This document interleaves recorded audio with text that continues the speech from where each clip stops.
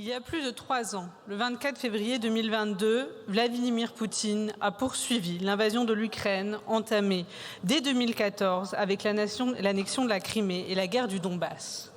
La Russie rêve de rebâtir un empire sans frontières. L'Ukraine et son peuple résistent courageusement. Toute une nation se bat. Nous lui devons respect et reconnaissance.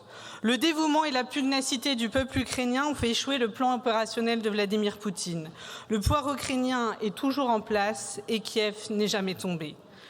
Il n'en reste pas moins que la Russie poursuit une opération de destruction de l'Ukraine par l'agression armée, mais aussi par les politiques de répression et de russification forcée, visant à éradiquer toute trace de la culture et de la langue ukrainienne dans les territoires occupés.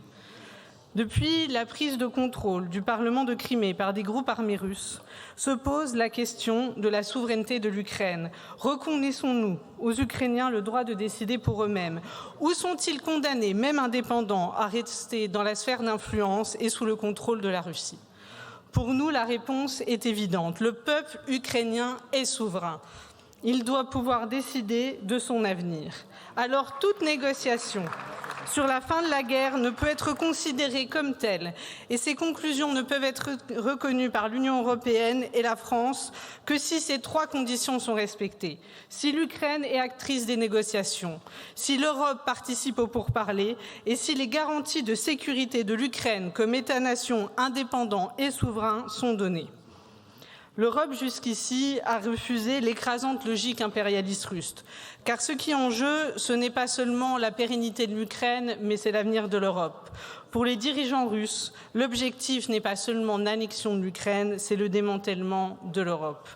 L'Union européenne doit donc s'affirmer comme une force politique.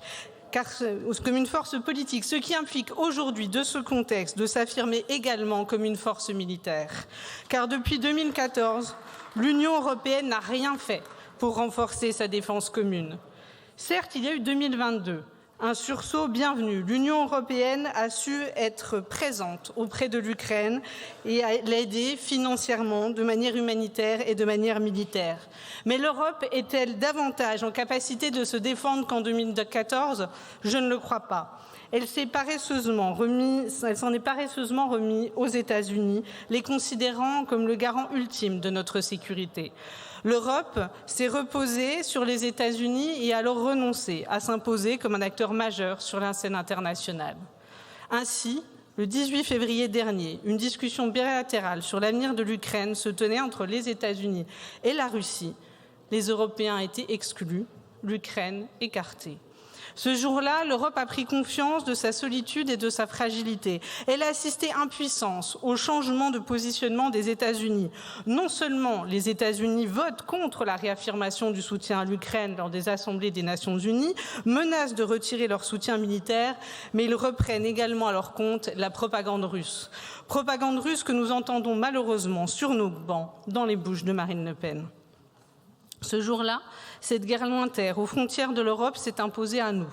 Impossible de zapper, d'oublier. Pour la première fois depuis 1945, la peur de la guerre s'insinue en chacun de nous. La menace russe se concrétise et la protection américaine s'étiole. Donald Trump prétend 80 années de construction du droit international, en fondant sa politique sur l'intimidation, la prédation et l'extorsion. Il s'engage dans la course à l'accaparement des ressources, que cela soit par le chantage par rapport à l'Ukraine ou par l'expression de la volonté d'annexion du Groenland. Il ne reconnaît que la force brutale et se permet d'humilier devant les caméras Vladimir Zelensky, président de l'Ukraine et héros de guerre européen. Le plan de paix, travaillé à ce qu'on lit dans la presse, entre le Royaume-Uni, la France et l'Ukraine, et dont j'aurais aimé, Monsieur le Premier ministre, que vous nous en disiez un mot, sera, pour les États-Unis et pour l'Europe, une heure de vérité.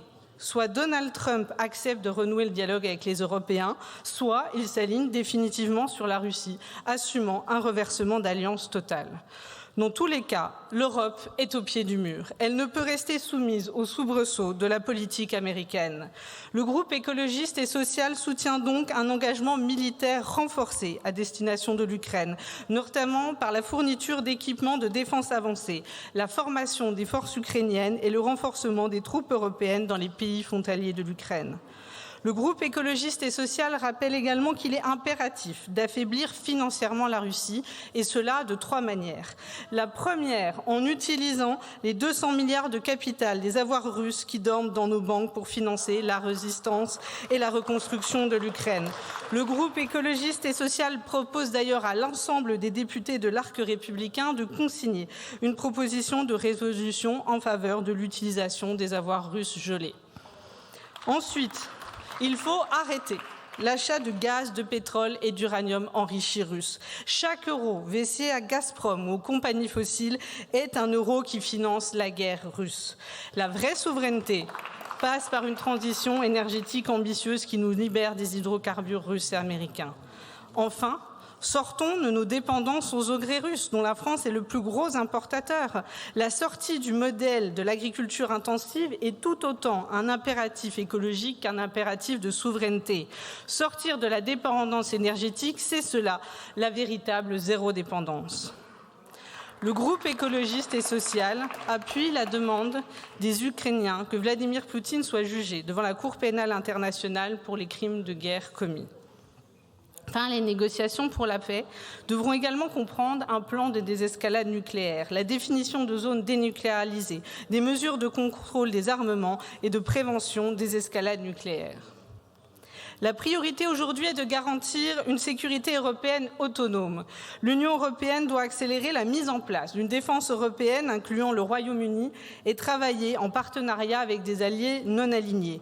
Cela est nécessaire pour la garantie de notre sécurité, la stabilité du continent et plus largement celle de l'ordre international. Pour cela, il est indispensable d'adopter une stratégie diplomatique unifiée. L'Union européenne ne sera crédible sur le plan international que si elle adopte une stratégie diplomatique concertée et cohérente. Il est aussi nécessaire d'établir une base industrielle de défense européenne afin d'être opérationnellement indépendant et de garantir l'interopérabilité entre les armées européennes. En effet, augmenter les dépenses de défense si c'est pour acheter américain, cela ne garantit pas notre indépendance. Et pour assurer cette souveraineté industrielle, la France doit activement empêcher la fermeture des industries françaises. Perdre aujourd'hui des compétences et des capacités de production est une grave erreur. Il est temps là que le gouvernement mette en accord et en cohérence ses discours et ses actes. Enfin, il convient de renforcer le pacte vert et d'amplifier les mesures permettant de sortir de la dépendance aux énergies fossiles en provenance de pays ennemis ou de potentiels rivaux systémiques. La dépendance énergétique de l'Europe à la Russie, aux États-Unis et au Qatar n'est pas viable dans le cas de conflit mondial. Enfin, l'heure n'est plus aux hésitations. Si certains pays bloquent par opportunisme ou par rapport idéologique avec Poutine ou alignement avec Trump, avançons dans une coalition des pays volontaires prêts à garantir notre propre sécurité. La sécurité de l'Europe et de la France passe également par un changement dans sa politique étrangère. La Russie cherche à développer ce qu'elle considère être une majorité mondiale, c'est-à-dire s'appuyer sur les pays du Sud pour construire une majorité contre l'Occident. L'Europe ne doit pas laisser la Russie s'isoler.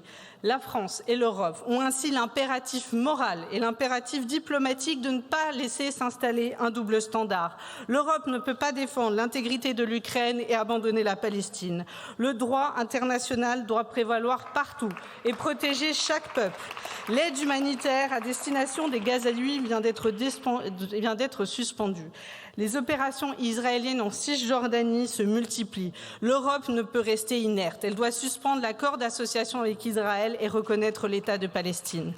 Enfin, nous, écologistes, nous souhaitons affirmer que nous ne pouvons soutenir une économie de guerre inconditionnelle qui reviendrait à abandonner la bataille climatique et à faire passer au second plan la lutte contre la pauvreté et les inégalités. Ce que nous proposons, c'est une écologie en période de guerre, renforcer nos avantages stratégiques par des mesures limitant la dépendance de notre pays aux énergies fossiles, prenant en compte la finitude et la rareté des ressources critiques et anticipant la dépollution des environnements affectés par les activités militaires. Nous sommes entrés dans un monde de prédation, d'extorsion et d'agression. Notre modèle démocratique est ébranlé par les ingérences russes. Nos valeurs d'égalité, de liberté, de fraternité sont attaquées par une internationale fasciste qui s'implante en Europe, dans notre pays et sur nos bancs. À nous de les combattre et d'être les protecteurs de nos idéaux. Je vous remercie, Madame la Présidente.